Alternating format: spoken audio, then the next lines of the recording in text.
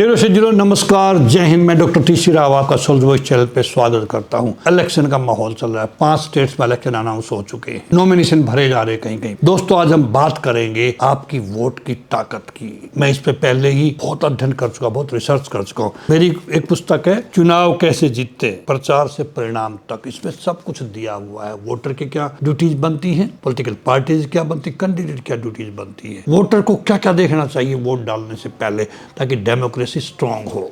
दोस्तों, एक और मेरी पुस्तक है, votes for sale, is very relevant book, जो मैंने महसूस किया है। How freebies are hijacking Indian elections, ये हो रहा है भारत के अंदर। तो आज मैं आपको आगाह करने के लिए, वोटर को उसकी जिम्मेवारी समझाने के लिए मैं एक वीडियो लेकर के दोस्तों आ रहा हूँ। चर्चा करेंगे क्या करके हम। आपका वोट आपकी ताकत, जो मजबूत लोकतंत्र की पहचान है दोस्तों। आपका वोट सिर्फ अधिकार नहीं, ये आपके भविष्य की दिशा तय करने वाली ताकत है। इस ताकत को आप बहुत जुडिशियल से यूज कीजिए। जो नेता आप चुनते हैं वही आपके आने वाले कल का निर्माण करता है, कोई कानून बनाता है। सोच समझकर वोट करें दोस्तों। वोट देने से पहले उम्मीदवार को पहचाने, नहीं कि उसके वादों के जाल में फंसे आप। फ्रीबीज का लालच क्षणिक है, मोमेंट्री है वो, लेकिन उसका नुकसान पीढ़ियों तक भुगतना पड़ता है। जागरूक मतदाता ही मजबूत लोकतंत्र की असली नींव होता है दोस्तों। चुनाव सिर्फ एक प्रक्रिया नहीं है, ये लोकतंत्र की आत्मा है। आपका वोट सिर्फ अधिकार नहीं, ये आपका कर्तव्य है। चुनाव का महत्व, देश के कई राज्यों में चुनाव हो रहे दोस्तों, आज उनका महत्व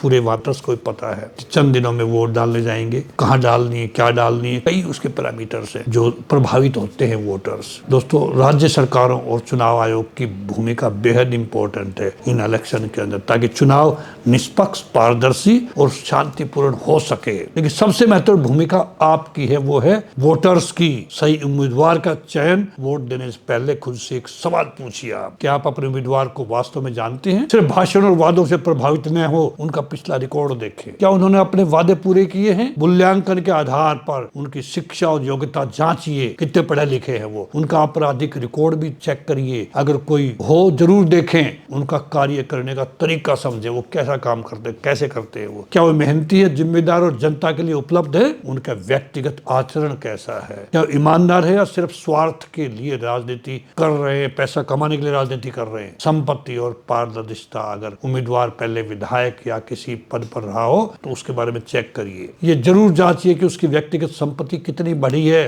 पिछले 5 साल में। क्या यह वर्दी सही है या सवाल खड़े करती है ये वर्दी? चेक कर लीजिए। राजनीतिक दल का महत्व भी समझिए आप। यह भी देखिए कि किस राजनीतिक दल से जुड़ा हुआ है। क्या वह दल विकास की बात करता है या सिर्फ तात्कालिक लाभ की बात करता है? दोस्तों, फ्रीबीज का सच, जैसे बताया मैंने, ये मेरी पुस्तक है, वोट फॉर सेल। चुनाव के समय दिए जाने वाले फ्रीबीज और लालच से सावधान रहे आप। ये पैसा मुफ्त नहीं होता, ये आपके टैक्स का पैसा है। अत्यधिक फ्रीबीज राज्य को आर्थिक रूप से कमजोर बनाती है और विकास रुक जाता है। लोकतंत्र पर प्रभाव बहुत बुरा पड़ता है इसका। आपका एक वोट तय करता है कि आपका राज्य आगे बढ़ेगा या पिछड़ जाएगा। आपके लोकतंत्र को मजबूत भी कर सकते हैं और उसको कमजोर भी कर सकते हैं, अगर कमजोर कैंडिडेट आपने चुन लिए तो। दोस्तों, कुछ संदेश मैं आपको दूंगा, जो समझदारी से वोट दें, जिम्मेदारी से वोट दें आप। ईमानदारी, विकास और जवाबदेही को चुने, क्योंकि आपका वोट सिर्फ एक बटन नहीं, ये देश का भविष्य है। जागरूक मतदाता बने, जिम्मेदार नागरिक बने। हर वोट की कीमत है,